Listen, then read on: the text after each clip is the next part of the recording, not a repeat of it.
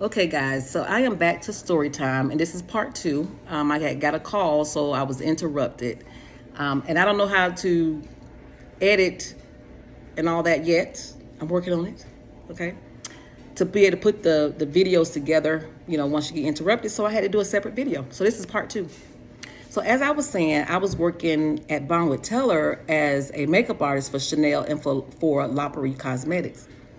And then that store didn't stay open that long. And then I went to another store called Parisians, if you guys know about Parisians. And so I went to Parisians and I worked with Lancome and Fashion Fair. Was it Fashion Fair or Floyd Roberts? I forgot which one. So I was at the makeup counter and I made people faces up and everything. And then I went from Parisians to Riches. All these stores was in South Carolina.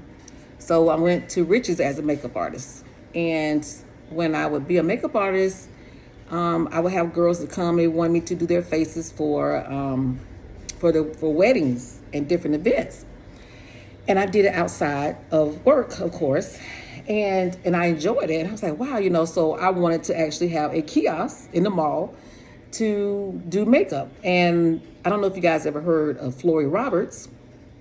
I'm not even sure if Floyd Roberts is around, but. So Floyd Roberts at the time had it where you could be a makeup artist and have a kiosk. So I went down to Miami to take the class. My dad was going to help me to open up a kiosk in the mall to do Floyd Roberts. I just knew that I wanted to do some kind of business. Okay, I didn't know exactly what, but I said, well, I want to have my own business.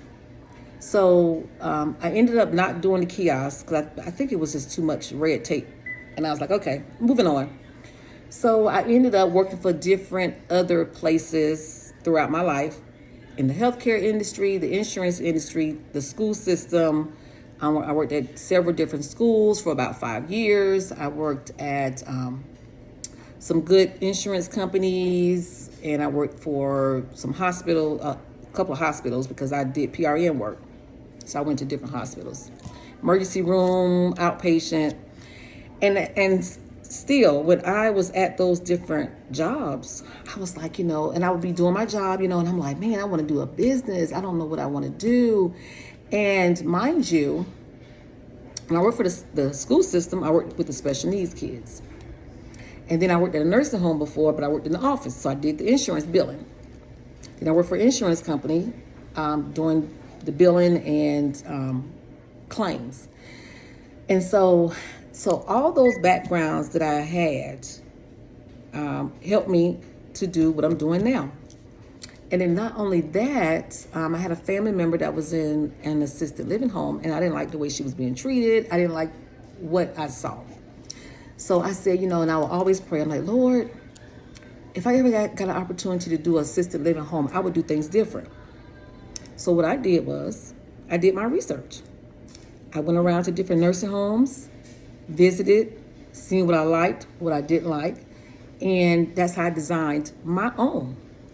And so I started, and I started from zero.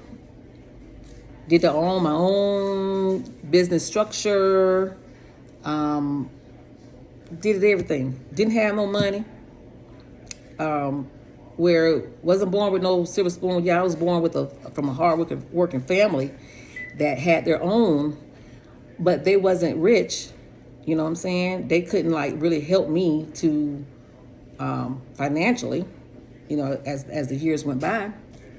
So I just want to tell someone that when you're determined, when you keep the faith, when I was young, I was kind of like all over the place. I was like, I want to do a business. I was doing the sewing. I was doing the yard work. I had my own little painting and wallpaper business, So I was constantly trying things because I wanted to see what I really enjoyed.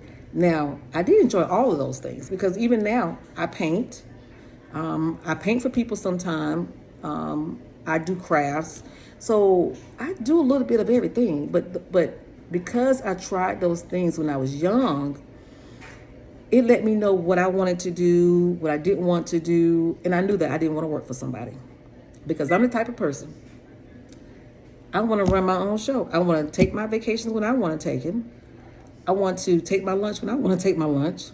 I want to clock in, so you say, clock in when I want to clock in, because that's just the type of person I am. I'm very independent. And so, and I want to say this too, some of the jobs that I had, and I also went to college. I didn't complete, but I did go do my three years. But I felt that if I'm on a job and I'm doing a good job, and then you bring somebody in that has nothing to do with the job, don't know the job, and then I train them, and then they're over me, I have a problem with that. I have a problem with somebody that really don't know as much as I do to come in after me, to get over me, and then to pay me, and then they pay them more than me. Wrong person. I don't like that. So that's what was happening on a lot of my jobs that I didn't stay at, because it's like, if I can't advance to management, and if I see that you bring somebody else in that's not qualified, and you want me to train them, and then you pay them more than me, and then they're over me, I have a problem with that. And they didn't look like me either. So you see where I'm going? So if you don't look like me, and I'm training you and doing a better job, and then you don't even have the education that I have, and they want to pay you more and give you the title, I have issues with that. So I say, no, I'm going to do my own. That's just who I am. So so I've had lots of jobs in different industries, because I'm a type where if I don't see no advancement, I'm not going to stick around. And I know some people been on their jobs for years. And some of those people that's been on their job for years, people like me, come in off the street making more than you, and you've been there for years. I don't see that. I don't see no rationale with that. So people are like, oh, I've been on my job for such and such a years. That's good and dandy for everybody, for some people, but not for me.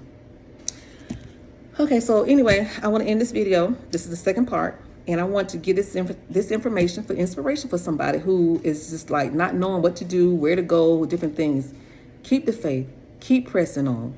Whatever you want to do, be determined. There's going to be a lot of obstacles that's put in your way. It's going to be challenges. It's not going to be easy. Most things that's worth something is not going to be easy. This is not no get rich quick scheme, business, or any of that. You do have to work. But if it's something that you really want to do, if you have a good heart, I always tell people, you don't have to chase the money.